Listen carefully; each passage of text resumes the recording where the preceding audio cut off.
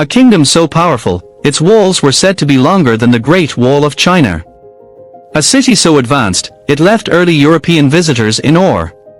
But in 1897, everything changed.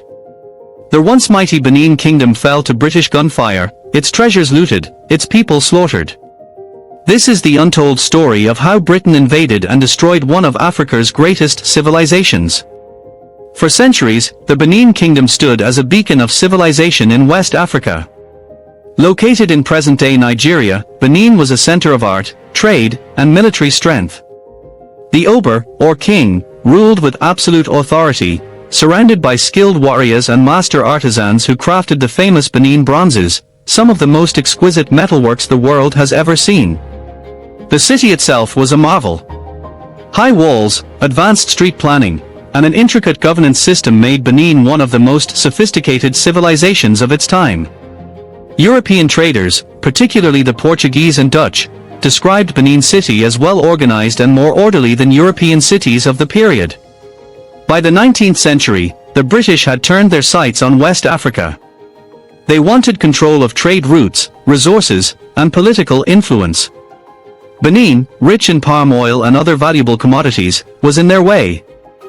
For years, relations between Benin and Britain were tense.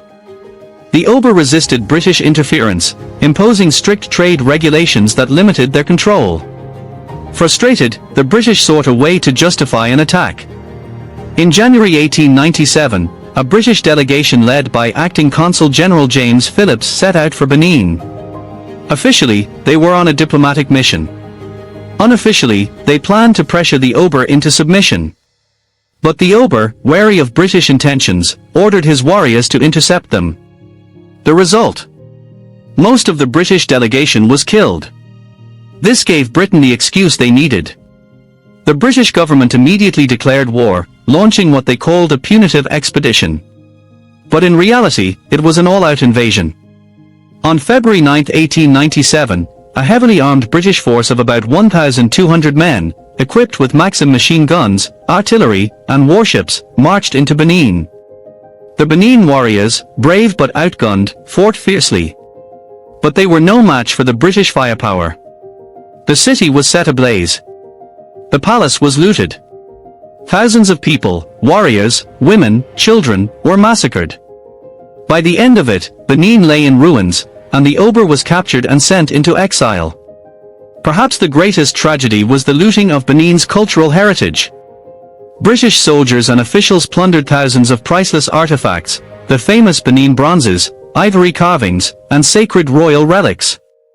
These artifacts were taken to Britain, where they were sold, displayed in museums, or kept in private collections.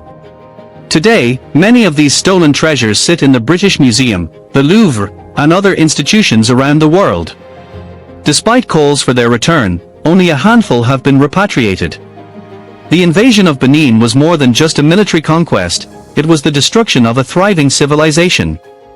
The British replaced the Oba's rule with the colonial administration, forever altering the political and cultural landscape of the region.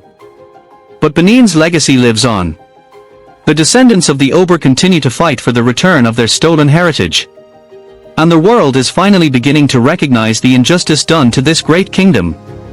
The story of Benin is not just history, it's a lesson. A lesson about resistance, about the consequences of colonialism, and about the resilience of African civilizations. What do you think? Should the stolen artifacts be returned? Should Britain officially apologize? Let us know in the comments. And don't forget to like, share, and subscribe for more untold history.